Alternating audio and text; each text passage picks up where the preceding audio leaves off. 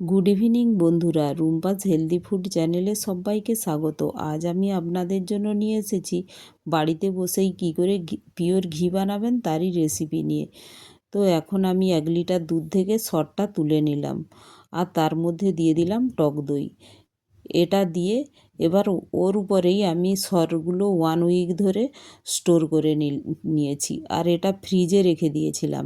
রাত্রিতে বের করে দিয়েছিলাম, আর সকালে ওই পুরো সরটা 1 উইক পরে আমি একটি থালার মধ্যে দেখুন নিয়ে নিয়েছি, আর এটা হাতে করে একটু আমি ফেটে নেব।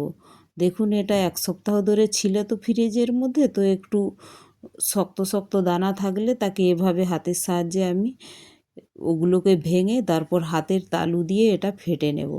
আপনারা ঠিক যেভাবে বড়ি বানানোর সময় ফাটেন ওইভাবে ফেটে নেবেন। এর থেকে তখন ফাটতে ফাটতে দেখবেন হাতের তালুর সাহায্যে তো কতটা স্মুথ হয়ে গিয়েছে। দেখুন আপনারাও দেখতে পাবেন এভাবে ফাটার পরে স্মুথ হয়ে যায় ও ফ্লপি হয়ে যায়, ঠিক একদম বড়ি দেওয়ার সময় যেভাবে হয়ে যায় এটাই। তো এইভাবে আমি পুরোটা করে নিলাম। দেখুন জলে দেওয়ার সঙ্গে সঙ্গে ভেসে উঠলে তখন আমরা ভাববো যে আমার সরটা ভালোভাবে ডাবা হয়ে গিয়েছে। তো দেখুন জলে দেওয়ার সঙ্গে সঙ্গেই কীভাবে ভেসে উঠছে। তো আমার হয়ে গিয়েছে। তো এখন আমি হাতের সাহায্যেই জলের উপরে এইগুলো দিয়ে এইভাবে আমি মেখে মেখে হাতের সাহায্যেই জলের সাথে দুধের এই সরের মধ্যে যে অন্যান্য দানাগুলো, ছানার মতো যে দানাগুলো থাকে ওইগুলো বেরিয়ে আসবে।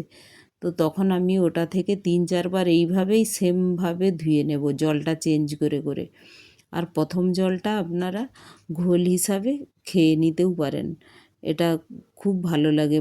আমার মা বানাতো, আমরা ছোটোবেলায় খুব ঘোল দিয়ে মুড়ি খেতাম, ঘোলের শরবত খেতাম। এটা গরমকালে খুব শরীরের পক্ষেও উপকার, ঠান্ডা হয়। তো দেখুন আমি প্রথম জলটা আজকে আমি ফেলে দিচ্ছি, এটা আপনারা খেতেও পারেন। এখন আমি এটা 3-4 বার দেখুন ধোয়া হয়ে গেছে, এখন আর বেশি কিছু বেরোচ্ছে না। তো এখন আমি বাটারটা তুলে নেব। এখন পুরো আর সর নেই, এখন বাটারে পরিণত হয়েছে। তো বাটারটা আমি তুলে নিচ্ছি একটি বাউলের উপর। এখন আমি এই বাটারটা পুরোটা তোলা হয়ে গেলেই আমি গ্যাসের ওভেনে কড়াই বসিয়ে দিয়েছি, আর ওটা গরম হয়ে গিয়েছে, ওর মধ্যে বাটারটা দিয়ে দিলাম। দেখুন দেওয়ার সাথে সাথেই বাটারটা মেল্ট হতে চালু হয়ে গেছে। এইভাবে যখন পুরো বাটারটা আমার মেল্ট হয়ে যাবে, দেখুন এখন মেল্ট হয়ে গিয়েছে। তো দেখুন এখন এ থেকে যে ময়েশ্চার থাকে ওটাও ভেপারে বেরিয়ে যাবে, আর বাটারটা ঘিয়ে পরিণত হবে। দেখুন প্রসেস, ঘি বানানোর প্রসেস চালু হয়ে গিয়েছে।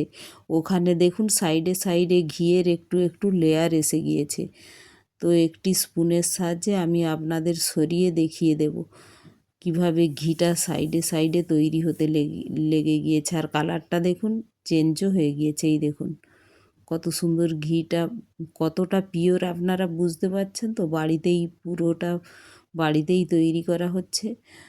তো দোকানের ঘিয়ে এভাবে এত সুন্দর স্মেল হয় না, বাড়িতে যে ঘিয়ের স্মেল হয়। তো এর মধ্যে আপনারা অনেকেই কাগজি পাতা দিয়েও বানাতে পারেন। মা তো কাগজি পাতা দিয়েই বানাতো, কিন্তু আমি পাই না আজ, তাই কাগজি পাতা দিই না, এইভাবে এমনিই বানাচ্ছি। কাগজি পাতা দিলে এর ফ্লেভারটা আরও সুন্দর হয়। এখন দেখুন আমার ঘিটা প্রায় হয়ে গিয়েছে, নিচেটা ব্রাউন হয়ে গিয়েছে আর উপরটা একটু লাইট সাদা আছে। তো এই সময়ই আমি গ্যাসটা দেখুন বন্ধ করে দিলাম। তো এই সময় তবুও দেখুন ফুটতে থাকবে, ওর টেম্পারেচারটা অনেক বেশি থাকে, তো ওই অবস্থায় বন্ধ করে দিতে হবে, তো পিওর ঘি তৈরি হয়ে যাবে। দেখুন আমার তৈরি হয়ে গিয়েছে। এখন আমি একটি জারের মধ্যে ঘিটা ঢেলে নিচ্ছি, আর আমি আগেও 2 বার বানিয়ে এই জারের মধ্যে রেখেছি।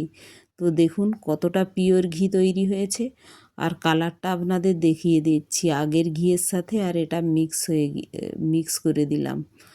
তো দেখুন এইভাবে আমার 1 জার ঘি তৈরি হয়ে গিয়েছে, আর দানা দানা বোঝা যাচ্ছে পিওর ঘি।